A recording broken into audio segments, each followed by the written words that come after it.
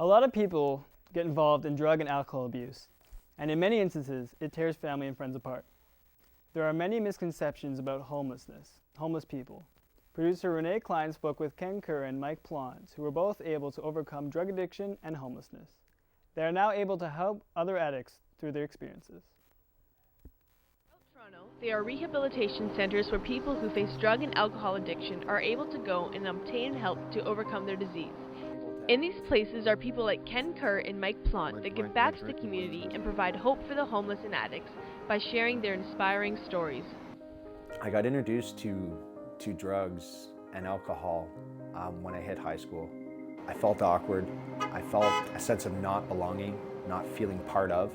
I would always exclude myself through isolation or doing things that I thought would distract my mind from feeling that way. The first time I took alcohol and drugs, I found the effects of it, and then right away I drank for the effects. I drank to get drunk, to black out, to escape. I started drinking with this one guy. We had a couple of shots of whiskey, and I wanted more. Instantly I felt this change in me. I felt comfortable with who I was, and I liked it, and I couldn't stop it. I would have to have enough alcohol to complete the job, or I would not touch it. Because it's too painful to have a couple of drinks and walk away. That's not what I wanted. I wanted to get drunk and get away from this world. My mind was focused on myself and what I was doing, and I continued to do this. It was a progression, a very fast progression. The drugs and alcohol increased, the charges increased, the jail time increased. I really started resenting the police. I resented everybody around me. At that point, I came to the conclusion that I didn't really like who I was, and I was trying to escape myself. Every time I engaged in my drinking, my actions became outrageous. They called me Crazy Mikey, my friends. I would do anything to stand out or to show people that I was better than they were. You put a challenge in front of me when I was drinking, I would do it. Setting tires on fire with newspaper and rolling them down the highway. Throwing motorcycle sprockets through windows without even knowing who's on the other side of that window.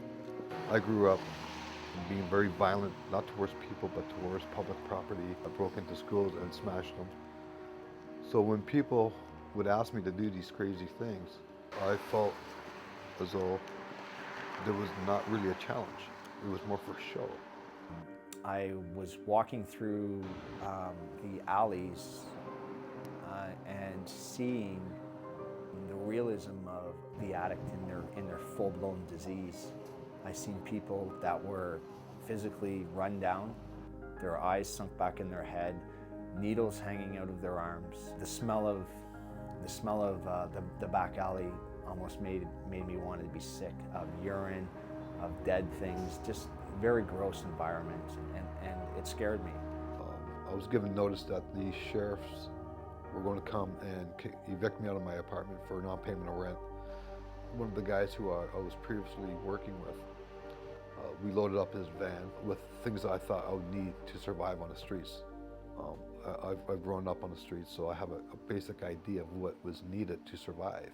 We drive down to this bridge and we toss it over the side of the bridge in the western of Toronto. And it's fairly isolated. It's not very accessible for the public, and that's why I chose it. So I can be away from people and they would be able to see me, Michael, the addict or drunk, living under a bridge. I still had a lot of pride, but it was all misplaced. I started to come out in violence, and my violence would be against passerbyers because I played the victim role. Don't they know that I'm homeless, that I have no money, and they have all these wonderful things. I see them walking down the street with their briefcase, and they're off and they have purpose in their lives. I didn't have a quality of purpose that I wanted, and I was very resentful for that, and I thought that the world owed me something. I was using heroin as a means to escape. I overdosed on it, and I was clinically dead, and they brought me back to life. They resuscitated me with Narcan. And then the next day, the insanity of my mind told me to go use heroin again. It reached to a level where I was not allowed in the shelters because of violence. The police had to be called several times, and I was kicked out indefinite of these places. I thought I wanted it. I believed I wanted it, and it's that disillusioned myself that I would be better off by myself and society would be better off not having me in it. The feeling of despair and anguish towards myself and towards society is compounded.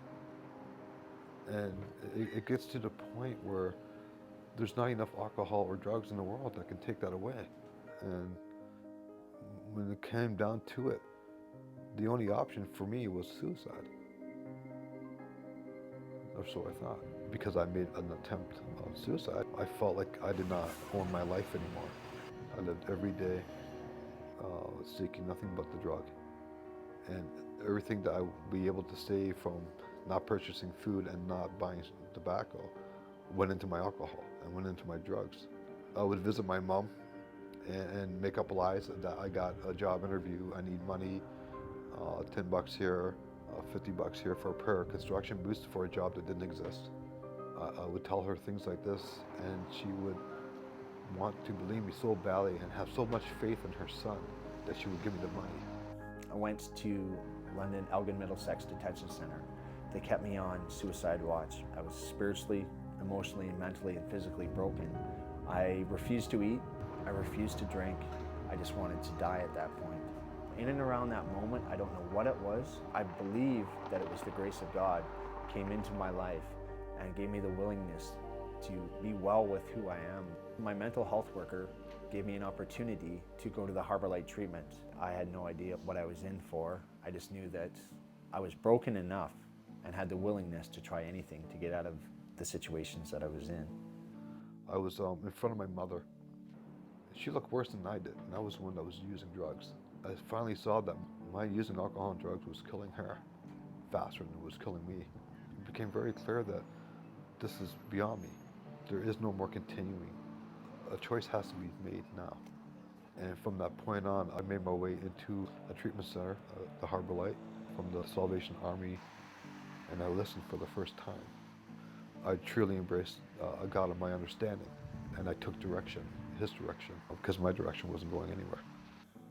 The very treatment program that I went through, I actually work there now. So I'm able to give back in the same way that was given to me. I focused on myself for 33 years.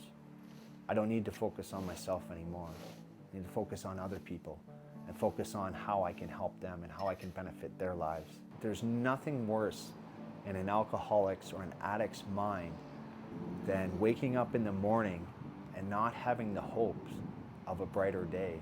And today I'm able to bestow hope to people. I'm able to give hope to them through my experience.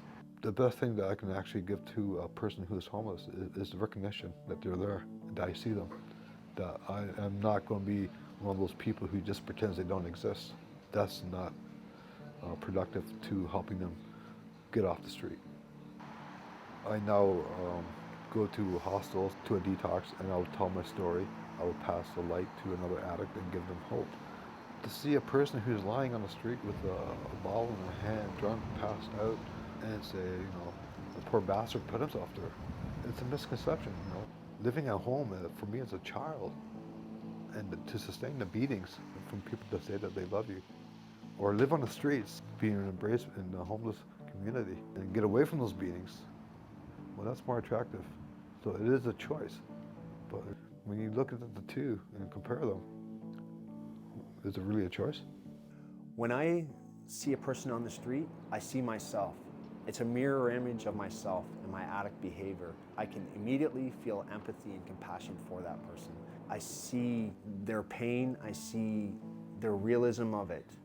I'm able to tell them my experience. I have been extremely fortunate to be even here today. I've lived a very hard life, but a very rewarding life now that I'm able to see what life really has to offer.